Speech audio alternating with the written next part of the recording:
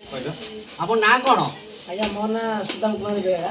ଆପଣ କ'ଣ ରହୁଛନ୍ତି? ମୁଁ ରହୁଛି କାଲୁଆରେ। ଆଜ୍ଞା କମ୍ପାନୀ ମୋର ଓଡ଼ିଶା ବ୍ରହ୍ମପୁର। ଆଜ୍ଞା ଓଡ଼ିଶା ଆମର ଭାଇ ଜଣ ରହୁଛନ୍ତି। ତାକେ ଆମର କହିଲି ଆମ ଘରେ ଅଷ୍ଟପରି ହେଉଛି ଆଉ ଆସିବୁ ଆସୁନୁ ବୁଲିକି ଯିବୁ। ମୁଁ ସେଇ ଯୋଗୁଁ ଆସିଛି। ମୋର ପ୍ରଥମ ନା ଆଗରୁ ଆସୁଛନ୍ତି? ନାଇଁ ପ୍ରଥମ ଥର ମୁଁ ଭାଇ ଡାକିଲେ ତ ମୁଁ ଆସିଛି।